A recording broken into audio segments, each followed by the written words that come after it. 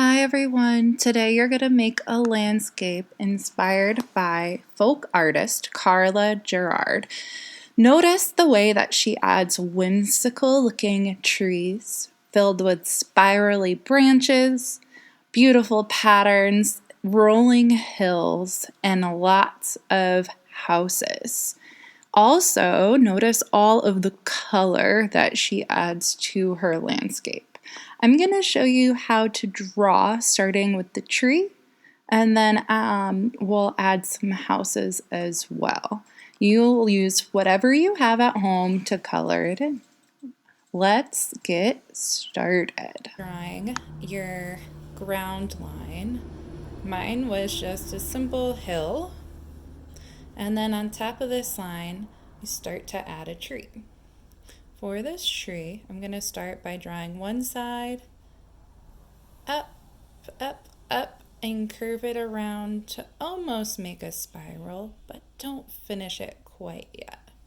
Now you're going to start to make the other line come up, and then carefully following that first line, getting narrower and narrower as you get to the end, and then connect them.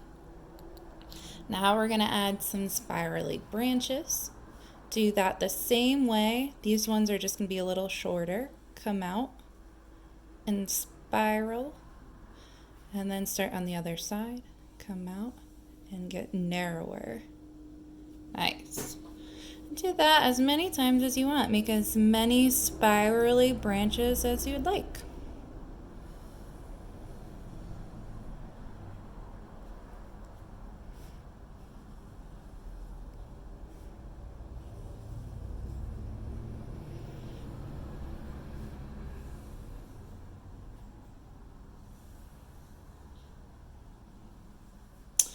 The next thing you're going to do is add some houses.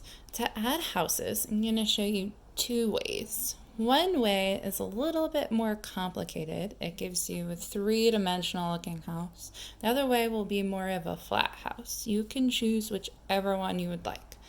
I'm going to start easy. You can add two vertical lines and just connect the top, and then add a triangle for a roof. And that can be your house, and you can add as many details as you would like. To make it look three-dimensional, you're going to add horizontal lines going back into space, and then make sure when you connect the back of the roof, you draw the same vertical line that you drew for the front of the roof. And then you're going to add a third vertical line back there. Now you have a house that looks like it's going back into space a little bit. And you can continue to add details to that side of the house as well.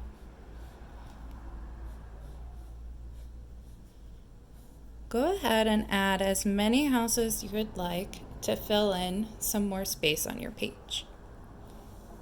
Some of them might be the simple house, some of them might be the three-dimensional type house.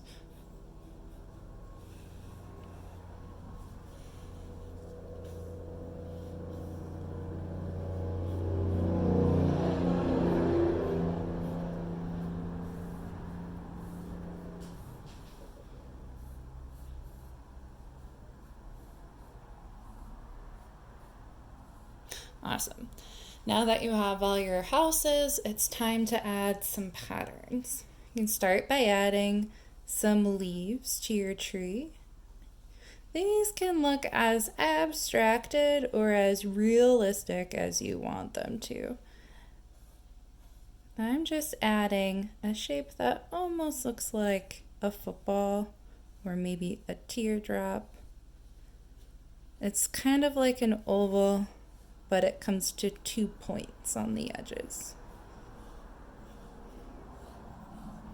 If you'd like to add flowers in your tree or around your tree, go for it.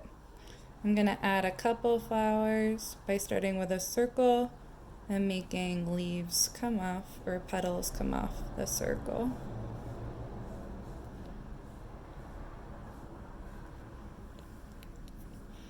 Some flowers might be circles inside circles, some radiating lines, maybe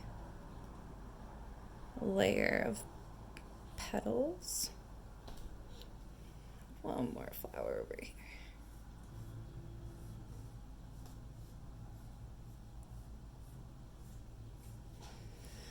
And now you can add a pattern to your grass. Your patterns might be shapes that look like plants, or it could be totally different. That's totally up to you. I'm going to add some spirals to my ground, and maybe some more shapes that look like leaves or flowers around that too.